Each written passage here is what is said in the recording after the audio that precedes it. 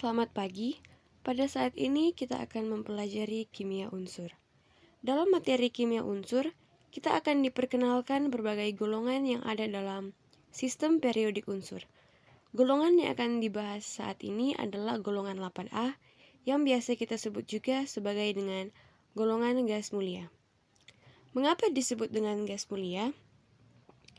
Nanti ini kita akan bahas sifat-sifatnya. Karena sesuai dengan sifat gas mulia sendiri, yang mana gas mulia adalah unsur-unsur yang sangat stabil atau sangat sulit bereaksi. Kemudian, apa saja yang ada dalam unsur-unsur gas mulia? Unsur-unsur gas mulia ada He atau helium, Ne atau neon, Ar atau argon, Kr atau krypton, Xe atau xenon, dan Rn atau radon. Yang pertama helium dengan nomor atom 2, neon nomor atom 10, argon nomor atom 18, krypton nomor atom 36, neon nomor atom 54, dan radon nomor atom 86. Di sini kita akan melihat konfigurasi elektronnya agar kita bisa melihat benar atau tidak elektron valensit itu 8 sehingga dia masuk di golongan 8A. Helium konfigurasinya 2 saja, neon konfigurasinya 2,8. Pokoknya kita susun kulit per kulit sesuai elektronnya atau sesuai nomor atomnya. Lalu argon konfigurasinya 2,8,8.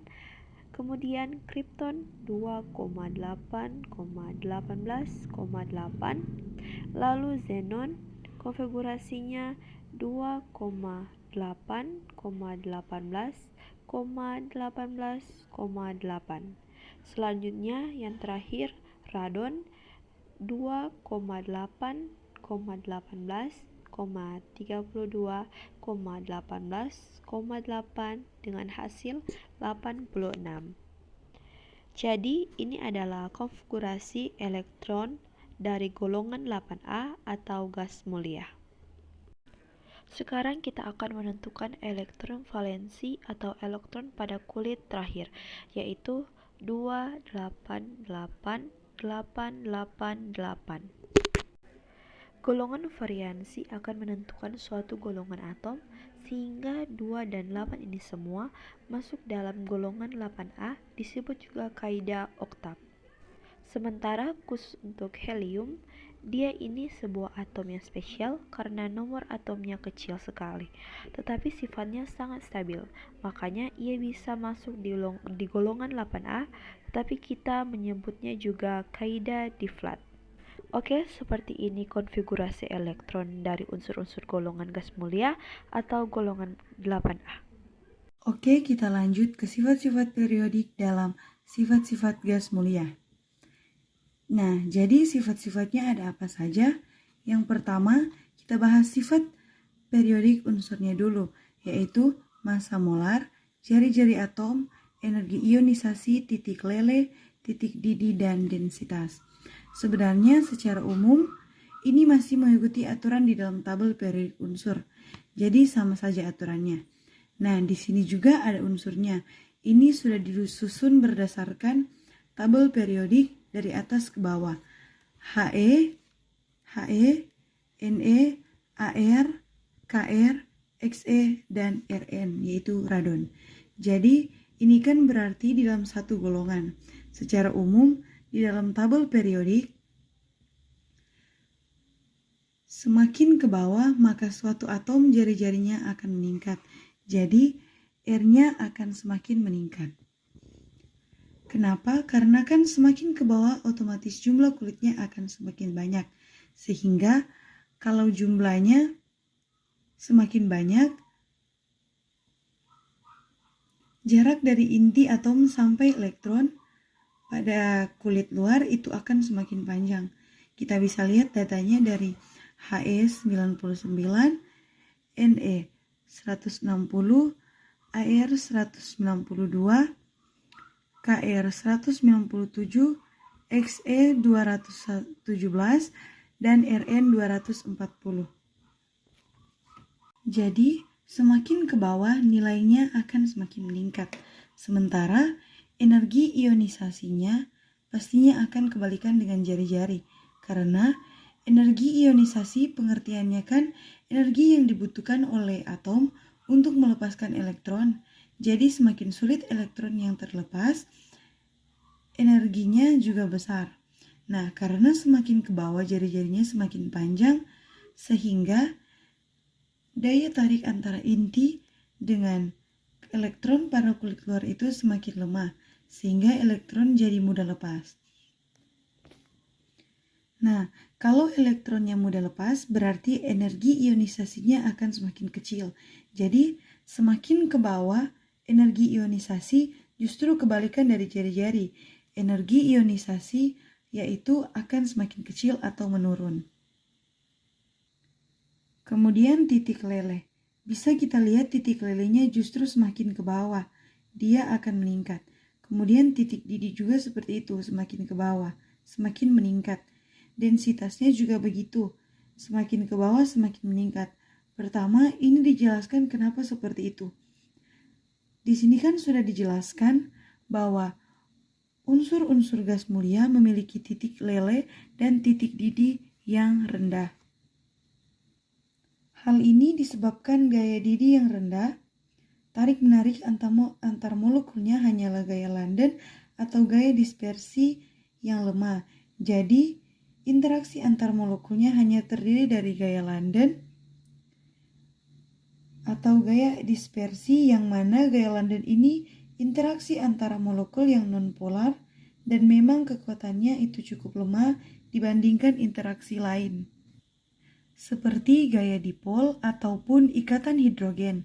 Kemudian yang ketiga, dari atas ke bawah, nomor massa semakin bertambah, sehingga gaya London semakin besar, sehingga titik leleh dan titik didih yang meningkat. Interaksinya semakin kuat, akibatnya karena interaksinya semakin kuat, titik leleh dan titik didih juga akan meningkat. Kalau kita bahas titik leleh dan titik didih, hubungannya adalah interaksi antar molekul, yaitu gaya London. Jadi semakin ke bawah golongan 8A, gas mulia itu gaya Londonnya semakin kuat, sehingga titik didih dan titik lelehnya juga akan meningkat. Oke, ini adalah sifat-sifat periodik atau sifat fisis dalam gas mulia golongan 8A. Tadi kita telah mempelajari sifat fisis dari gas mulia. Sekarang kita lanjut dengan sifat kimia gas mulia. Pertanyaan yang paling sering muncul tentang gas mulia ini adalah, mengapa kereaktifan gas mulia bertambah dari atas ke bawah? Karena pada tabel periodik dari atas ke bawah, nomor atom meningkat dan terjadi pertambahan jari-jari atomnya. Oleh karena itu, daya tarik inti atom dengan elektron valensi berkurang, sehingga elektronnya mudah ditarik oleh atom lain. Walaupun unsur ini dikatakan unsur yang paling stabil, tapi ternyata penelitian menjawab ada unsur-unsur di dalam gas mulia yang bisa bereaksi dengan unsur lainnya. Walaupun saat bereaksi dibutuhkan energi eksternal atau bantuan energi dari luar supaya bisa bereaksi. Pertama, unsur-unsur yang ada di bagian bawah seperti Ar, Kr, Xe, dan Rn masih bisa bereaksi dengan unsur lain walaupun dikatakan masuk kriteria yang sulit. Nah, inilah yang menyebabkan unsur golongan 8A masih bisa bereaksi dengan unsur-unsur lainnya. Tadi sudah dikatakan sebelumnya bahwa unsur yang bisa bereaksi di dalam golongan gas mulia itu adalah 3 unsur yang di bawah, yaitu ada kripton, kemudian xenon, dan ada radon. Yang pertama adalah radon. Radon ini dapat bereaksi spontan dengan F, karena kita tahu juga F ini merupakan unsur-unsur yang sangat reaktif, jadi golongan 8A ini masih bisa bereaksi. Itu pun juga dengan unsur yang sangat reaktif. Banyak kriterianya. Untuk radon, karena energi ionisasinya relatif paling kecil dibandingkan dengan unsur-unsur pada golongan gas mulia yang lain, maka ini masih bisa bereaksi secara spontan dengan fluor. Yang kedua ada Xe. Xenon ini perlu pemanasan atau penyinaran untuk bereaksi dengan F. Masih harus dibantu dulu baru bisa bereaksi dengan F. Yang ketiga kripton. Kripton ini sukar bereaksi dengan F kecuali diberi muatan atau loncatan listrik baru memungkinkan reaksi dapat terjadi. Nah, untuk 3 reaksi yang di atas, untuk helium, neon, argon, itu sama sekali tidak bereaksi karena memiliki energi ionisasi yang sangat-sangat besar. Sehingga kalau energi ionisasinya besar, berarti dibutuhkan energi yang besar supaya elektronnya bisa lepas. Jadi, kita sudah mengetahui bahwa yang bisa bereaksi dalam golongan gas mulia adalah kripton, xenon, radon yang di bagian bawah. Dan yang tidak bereaksi itu adalah helium, neon, dan argon. Sahabat Anson, sekarang kita lanjutkan nih kegunaan-kegunaan unsur pada golongan gas mulia ya. Di sini yang pertama adalah unsur helium. Unsur helium atau He itu dimanfaatkan sebagai pengisi balon gas udara. Ya untuk helium kemudian neon. Nah neon ini digunakan untuk pengisi lampu. Neon ya yang biasa itu dimanfaatkan di dalam kebutuhan sehari-hari ya. Untuk menerangkan. Nah yang ketiga adalah argon. Argon ini sebagai bahan pengisi lampu pijar. Kemudian kripton. Kripton ini adalah isi lampu ya, sama pengisi lampu yang berintensitas tinggi. Jadi kalau untuk lampu-lampu yang berintensitas tinggi itu menggunakan kripton. Nah, kemudian unsur xenon. Ini adalah lampu blitz ya, lampu blitz pada kamera ataupun pada yang lainnya. Dan yang terakhir adalah dia memiliki sifat sebagai radioaktif. Nah, ini dimanfaatkan sebagai terapi kanker. Ya, oke. Ini adalah kegunaan-kegunaan golongan 8A, yaitu golongan gas mulia. Oke, selanjutnya di sini kan tadi sudah dikatakan, sifat gas mulia itu kan dia memang unsur yang sangat stabil atau paling stabil di antara unsur-unsur yang lain. Dalam tabel periodik dikatakan di sini walaupun senyawa gas mulia dapat dibuat, ya tadi masih bisa dibuat ya untuk Kr, kemudian ada xenon, kemudian radon masih bisa dibuat, masih disintesis, masih bisa direaksikan dengan unsur yang lain. Tetapi kan dibutuhkan energi yang cukup tinggi ya. Ada loncatan listriknya kemudian dipanaskan ya. Ada kondisi-kondisi yang tertentu dia baru bisa bereaksi. Nah, secara umum unsur-unsur pada golongan gas mulia adalah unsur yang paling stabil.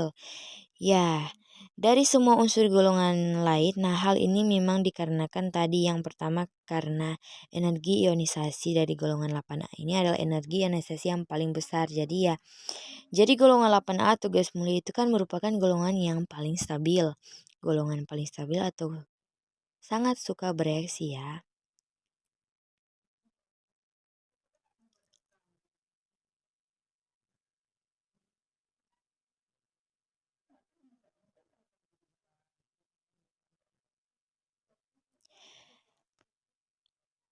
Seperti ini. Nah, hal ini dikarenakan apa? Oke.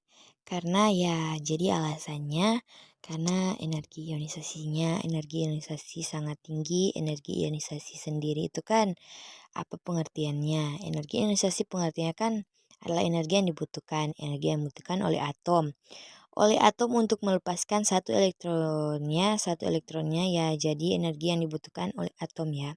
Dalam keadaan gas atomnya, untuk melepaskan satu elektronnya, si golongan 8A ini punya energi ionisasi yang sangat tinggi. Akibat kalau energi ionisasinya sangat tinggi maka dibutuhkan energi yang besar untuk melepaskan elektronnya.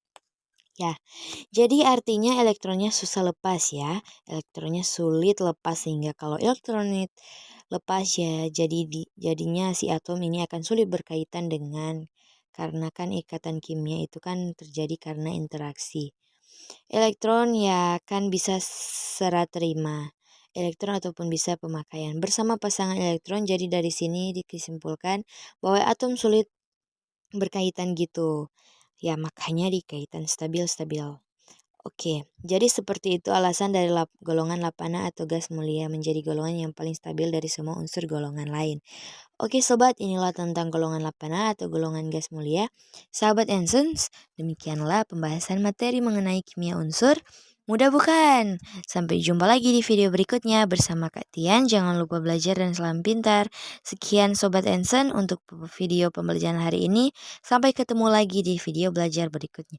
Jangan lupa aktifkan notifikasi untuk video terbaru kami ya. Supaya juga bisa mengunjungi Adventure ID dan temukan ribuan video pembelajaran. Sampai jumpa!